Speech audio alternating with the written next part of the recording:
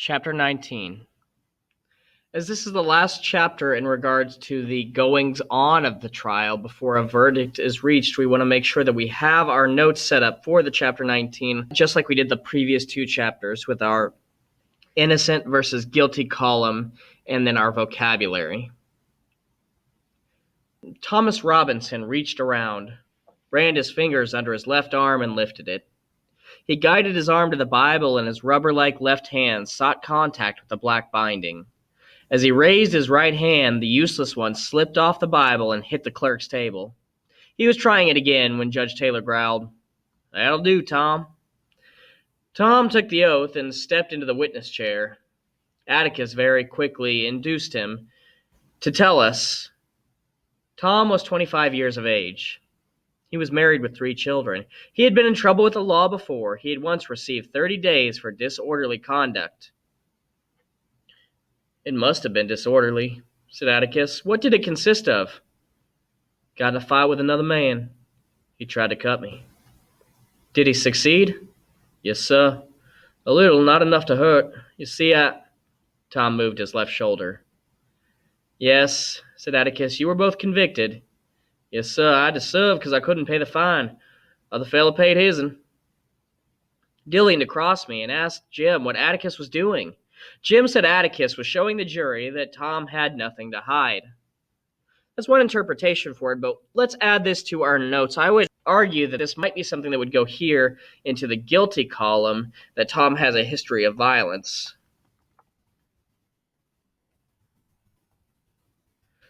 So while that may not be germane to the proceedings of this courtroom, you can bet that the people on the jury are picking up on that. "Were you acquainted with Mayella Violet Ewell?" asked Atticus. "Yes, sir. I had to pass a place going to and from the field every day." "Whose field?" "I picks for Mr. Link D's." "Were you picking cotton in November?" "No, sir. I works in his yard fall and winter time. I works pretty steady for him all year round. He's got a lot of pecan trees and things." "You say you had to pass the Ewell place to go to and from work. Is there any other way to go?" "No, sir. None's I know of." "Tom, did she ever speak to you?" "Why, yes, sir. I used to tip my hat when I go by, and one day she asked me to come inside the fence and bust up a shift robe for her." "When did she ask you to chop up the shifer robe?" "Well, Mr. Finch, it was way last spring. I remember it, 'cause it was chopping time and I had my hoe with me. I said I didn't have nothing but this hoe, but she said she had a hatchet. She give me the hatchet, and I broke up the shift robe. She said, 'I reckon I'll have to give you a nickel, won't I?' And I said, 'No, ma'am, there ain't no charge.' And then I went home. Mr. Finch, that was way last spring, way over a year ago." "Did you ever go on the place again?" "Yes, sir." "When?" "Well, I went lots of times." Judge Taylor instinctively reached for his gavel, but let his hand fall. The murmur below us died without his help. "Under what circumstances?" "Please, sir?" "Why did you go inside the fence lots of times?" Tom Robinson's forehead relaxed. "Well, she'd call me in, sir. Seemed like every time I passed by yonder, she'd have something for me to do. Chopping and kindling, toting water for her. She watered them red flowers every day." "Were you paid for your services?" "No, sir. Not after she offered me a nickel the first time. I was glad to do it. Mr. Ewell didn't seem to help none, and neither did the children. I knowed she didn't have no nickels to spare." "Where were the other children?" "Oh, they was always around, all over the place.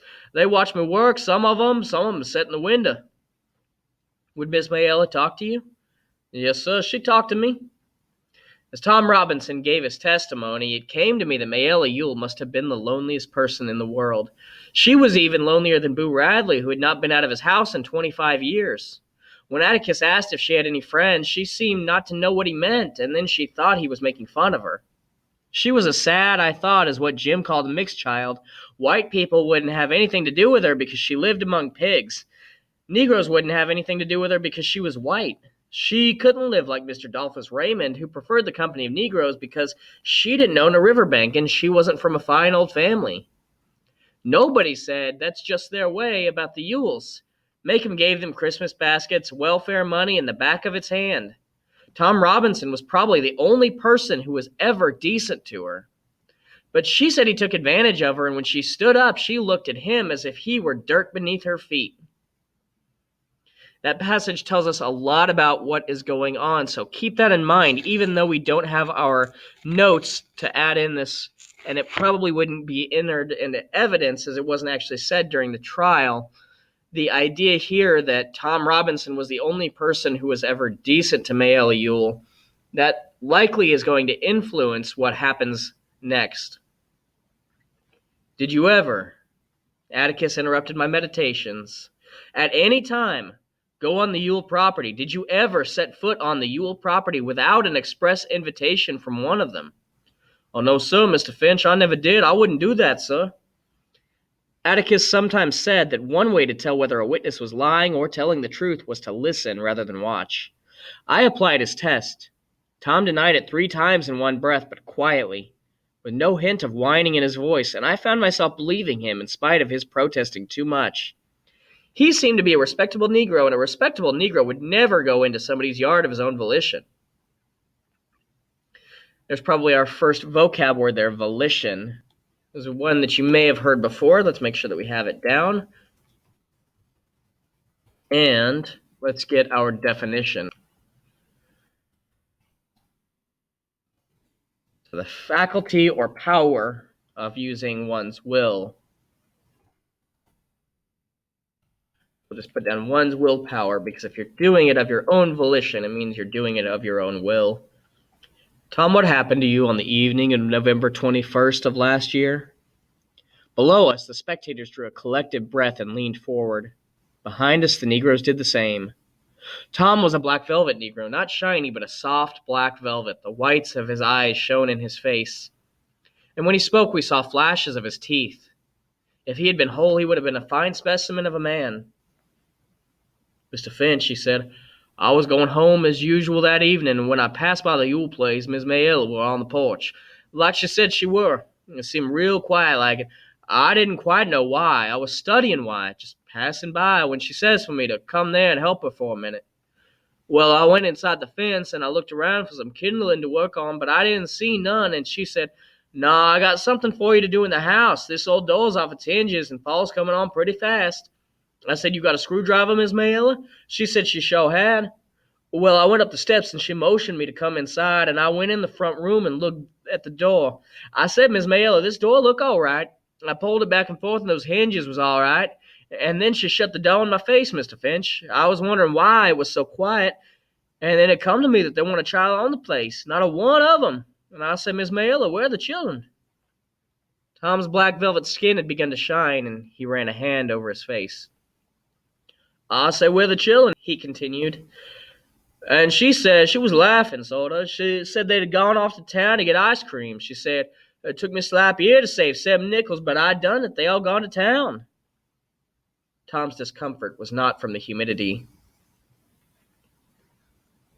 What did you say then, Tom? Asked Atticus. I said something like, Why, Miss Mayella, that's right smart of you to treat 'em. And she said, You think so? I don't think she understood what I was thinking. I meant it was smart of her to save like that, and nice of her to treat 'em.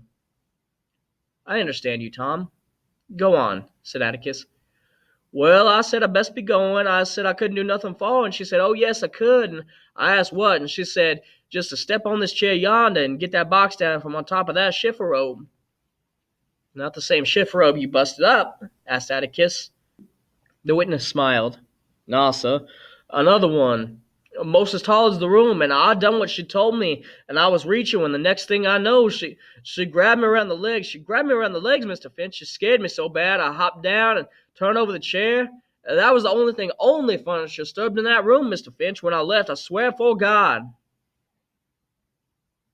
What happened after you turned the chair over?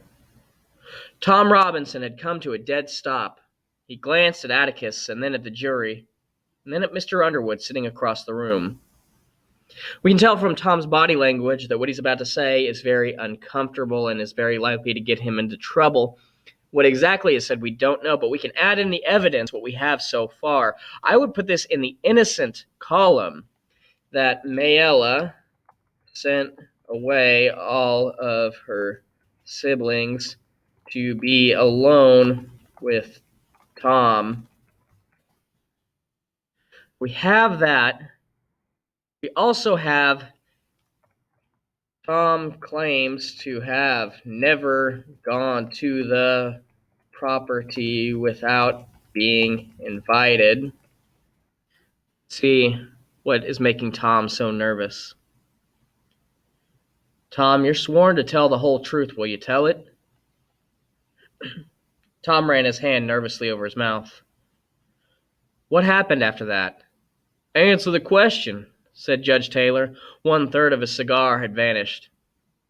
Mr. Finch, I got down off of that chair and turned around, and she sort of jumped on me. Jumped on you? Violently? No, sir. She hugged me. She hugged me around the waist. This time, Judge Taylor's gavel came down with a bang. As it did, the overhead lights went on in the courtroom. Darkness had not come, but the afternoon sun had left the windows. Judge Taylor quickly restored order. Here we have this suggestion that a white woman is making anything that might even be construed as romantic contact with her, between her and someone of a different race, and that's causing quite an uproar in this courtroom. Then what did she do? The witness swallowed hard. She reached up and kissed me side of the face. She said she never kissed a grown man before, and she might as well kiss a nigger. She said what her papa do to her don't count. She said, kiss me back, nigger. I said, Miss Mayella, let me out of here, and I tried to run, but she got her back to the door, and I'd have had to push her. I didn't want to harm her. Mr. Finch, I say, let me pass, but when she said, Mr. Yule yonder, I hollered through the windows. What did he say? Tom Robinson swallowed again, and his eyes widened. Something not fitting to say, not fitting for these folks and chillin' to hear. What did he say, Tom? You must tell the jury what he said. Tom Robinson shut his eyes tight. He says, you goddamn hoe, I'll kill you. Then what happened? Mr. Finch, I was running so fast I didn't know what happened. Tom, did you rape Mayella Ewell? I did not, sir. Did you harm her in any way? I did not, sir. Did you resist her advances? Mr. Finch, I tried without being ugly to her. I didn't want to be ugly. I didn't want to push her or nothing. It occurred to me that in their own way, Tom Robinson's manners were as good as Atticus's. Till my father explained it to me later. I dare not understand the subtlety of Tom's predicament. He would not have dared strike a white woman under any circumstances and expect to live long, so he took the first opportunity to run, a sure sign of guilt. Let's add to our notes this bit. Tom says Mayella kissed him and that Bob saw them and yelled, making Tom run. And this is accurate if we look at what happened during the Emmett Till case, just the accusation that if you were of African descent and having any sort of relations with a white woman would have been likely a death sentence. Not to mention all the trouble that Tom would have had being married and everything. So even if he had gotten off fine from that, even in a different time, this accusation could have been life-ruining for him in other ways. So he was in a very dangerous position at the time. And let's also mention this rather unpleasant reference.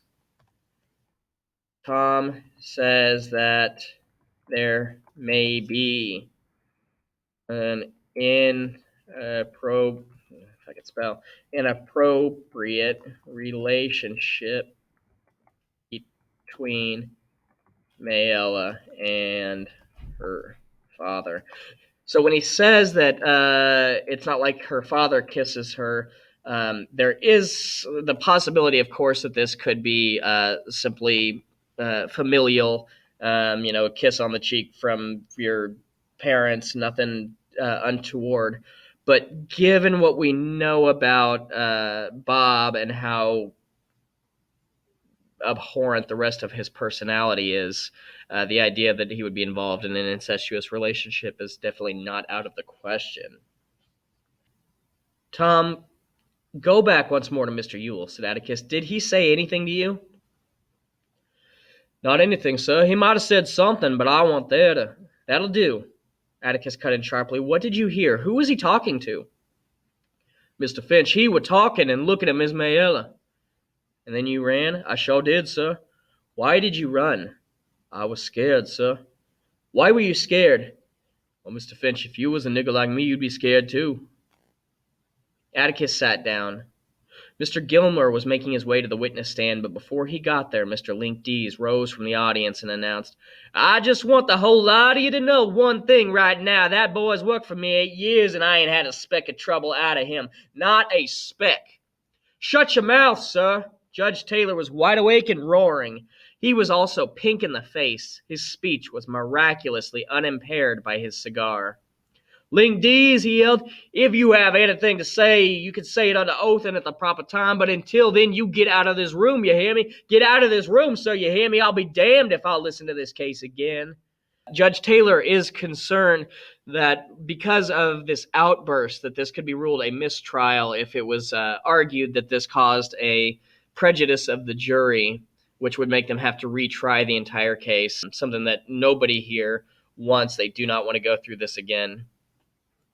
Judge Taylor looked daggers at Atticus as if daring him to speak, but Atticus had ducked his head and was laughing into his lap. I remembered something he had said about Judge Taylor's ex cathedra remarks sometimes exceeding his duty, but that few lawyers ever did anything about them. So let's find out what this Latin phrase right here, ex cathedra, means. We pull it up over here. Within the full authority of office. So let's add this in.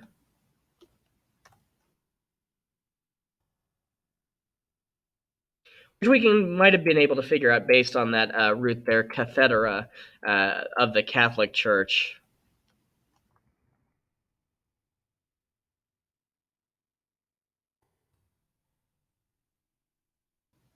I looked at Jim, but Jim shook his head.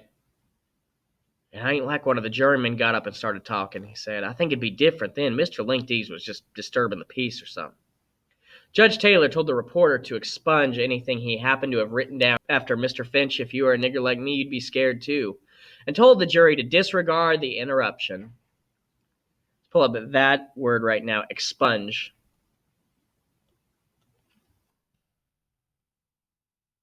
To expunge, to erase or remove completely.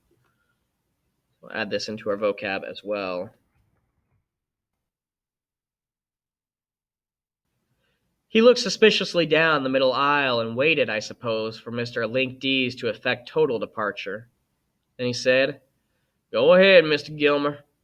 You were given 30 days once for disorderly conduct, Robinson, asked Mr. Gilmer. Yes, sir. What did the nigger look like when you got through with him?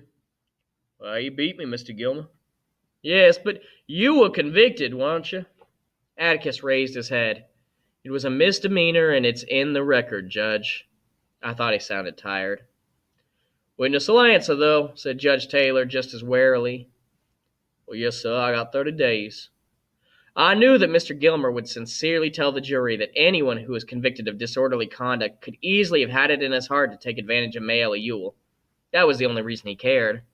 Reasons like that helped. Robinson, you're pretty good at busting up shiffer robes and kindling with one hand, aren't you? Well, yes, sir, I reckon so. Strong enough to choke the breath out of a woman and sling her to the floor.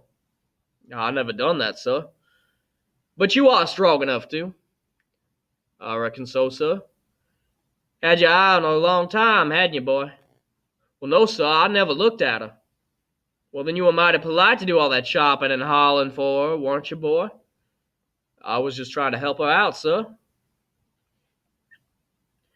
Well, that's mighty generous of you. You had chores at home after your regular work, didn't you? Yes, sir. Why didn't you do them instead of Miss Ewell's? Well, I done them both, sir. You must have been pretty busy. Why? Why what, sir? Why were you so anxious to do that woman's chores?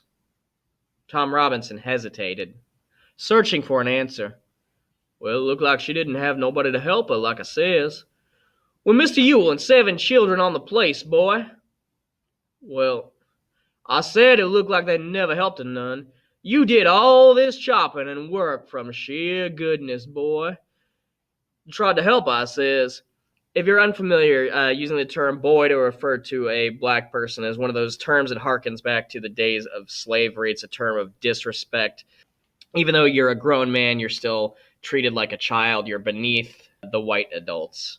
So him throwing it out there is not only racist, but it's a way to try to toss him off of his game and remind him of this is where you are in society. And it's one of those things that has just kind of gotten away from here. He would never refer to a white person in that way.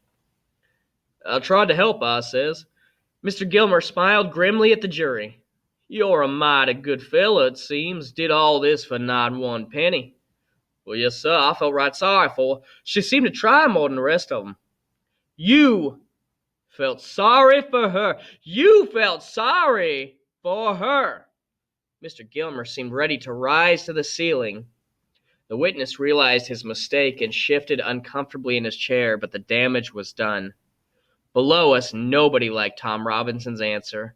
Mr. Gilmer paused a long time to let it sink in. So again, this is one of those things, if you're unfamiliar with the time, the suggestion that a black person might feel sorry for a white person or suggest that a white person would be beneath them was absolutely not done. So it was a blatant sign of the disrespect that white people felt like they were owed, which is why this is causing such an uproar. The idea that Tom Robinson, who's on trial for rape, is still showing disdain for a white person, even though that's clearly not what's happening here, is causing great upset. Now, you went by the house as usual last November 1st, he said, and she asked you to come in and bust up a chifforobe. No, sir. Do you deny that you went by the house? No, sir. She said she had something for me to do inside the house. She says she asked you to bust up a chifforobe. Is that right? No, sir, it ain't. Then you're saying she's lying, boy. Atticus was on his feet, but Tom Robinson didn't need him. I don't say she's lying, Mr. Gilmer. I say she's mistaken in her mind. To the next 10 questions, as Mr. Gilmer reviewed Mayella's version of events, the witness's steady answer was that she was mistaken in her mind. This is probably the safest answer that Tom can give after what just happened. To suggest that a white person would be of dishonest character would definitely be what seals his fate. Didn't Mr. Yule run you off the place, boy? No, sir, I don't think he did. Don't think? What do you mean? I mean, I didn't stay long enough for him to run me off. You're very candid about this. Why did you run so fast? I said I was scared, sir. If you had a clear conscience, why were you scared? Well, like I said before, it wasn't safe for any nigger to be in a fix like that. But you weren't in a fix. You testified that you were resisting Miss Yule. Were you so scared she'd hurt you, you ran a big buck like you? No, sir. I was scared I'd be in court just like I am now. Scared of arrest. Scared you'd have to face up to what you did. No, sir. Scared I'd have to face up to what I didn't do. Are you being impudent to me, boy? No, sir. I didn't go to be. Here's another word let's add to our vocab. Impudent. Not showing respect for another person. Add this here into our vocab, impudent. Not show respect. That was as much as I heard of Mr. Gilmer's cross-examination because Jim made me take Dill out. For some reason, Dill had started crying and couldn't stop, quietly at first. And then his sobs were heard by several people in the balcony. Jim said that if I didn't go with him, he'd make me, and Reverend Sykes said I'd better go, so I went. Dill had seemed to be all right that day, nothing wrong with him, but I guessed he hadn't fully recovered from running away. Ain't you feeling good? I asked when we reached the bottom of the stairs. Dill tried to pull himself together as we ran down the south steps. Mr. Linkdees was a lonely figure on the top step. Anything happening, Scout? He asked as we went by. No, sir, I answered over my shoulder. Dill here, he's sick. Come on out under the trees, I said. He's got you, I expect. We chose the fattest live oak, and we sat under it. It was just him I couldn't stand, Dill said. Well, who, Tom? That old Mr. Gilmer doing him that way, talking so hateful to him. Well, Dill, that's his job. What if we didn't have prosecutors? Why, we couldn't have defense attorneys, I reckon. Dill exhaled patiently. I know all that, Scout. It was the way he said it that made me sick. Plain sick. Here's Dill providing that voice of reason as the outsider coming in and bringing to Scout's attention the idea that, while yes, Mr. Gilmer was being a prosecutor, the idea that he is constantly referring to Tom as boy and bringing up disrespectful things and trying to get him to say things that are outside of the evidence of the court just to rile up the jury is dangerous, is problematic. Well, he's supposed to act that way, Dill. He was cross. He didn't act that way when... Dill, those were his own witnesses. Well, Mr. Finch didn't act that way to Mayella and old man Yule when he cross-examined them. The way that man called him boy all the time and sneered at him and looked around the jury every time he answered. Well, Dill, after all, he's just a Negro. I don't care one speck. It ain't right. Somehow it ain't right to do him that way. Hasn't anybody got business talking like that? It just makes me sick. Well, that's just Mr. Gilmer's way, Dill. He does them all that way. You've never seen him get good and down on one yet. Well, today Mr. Gilmer seemed like he wasn't half trying. They do them all that way, most lawyers, I mean. Mr. Finch doesn't. Well, he's not an example, Dill. I was trying to grope in my memory for a sharp phrase of Miss Maudie Atkinson's. I had it. He's the same in the courtroom as he is on the public streets. That's not what I mean, said Dill. I know what you mean, boy, came a voice behind us. We thought it came from the tree trunk, but it belonged to Mr. Dolphus Raymond. He peered around the trunk at us. You aren't thin-hided. Just makes you sick, doesn't it? So here's Mr. Dolphus Raymond, the drunk that allegedly prefers black people to white people. So we're going to find out a little bit more about him. As I had you mark that down in your previous notes, he was going to come back, and here he is. We're going to learn a lot more about him and some valuable information as well. But let's stop here because this is the end of Chapter 19. On to Chapter 20. And in our notes, we need to mark something down. So we have the completed evidence. When Mr. Gilmer cross-examined him, he did not add a whole lot of evidence contrary to what we have. So not a lot of evidence. We could put down that he was trying to rile up the jury with accusations of disrespect, which was accurate because that's kind of the only way that he would win this case at this point, I would feel like. But what I need to know, instead of me just telling you, is I want you down here at the bottom of your notes to tell me, what do you think? Just a couple sentences. Do you believe that Tom is guilty or innocent of the crime that he has been charged with? And if you want to, put down a sentence justifying it. You could just point to your evidence that you have here. But it is definitely a good idea for us to practice being articulate. So start, I, your number whatever, believe that Tom is... the crime of rape against Mayella Yule because of So you are going to have to fill in those blanks. And like I said, you can just point to the evidence here. You can say there's not enough evidence, or say that I believe Bob Ewell was so upset at seeing this that he is the one that committed the crime. Any number of things. Or you could say that I believe that Tom is lying and that what has actually happened here is that he is trying to take advantage of the dim view that the townsfolk have of Bob Ewell and the Ewell family to cover up for the crime that he committed. So you'll have to use your knowledge, your skill as an investigator, and think about these people and what's going on in their lives and what do each of them have to gain or lose for having done this. So we could just talk about what's in the book, or we can use our knowledge and intellect as adults and try to come up with more information and really weigh the options, which is exactly what you may have to do if you ever have to serve on a jury. So we'll fill this out, finish it up, and that is it for Chapter 19. We'll resume next time with Chapter 20.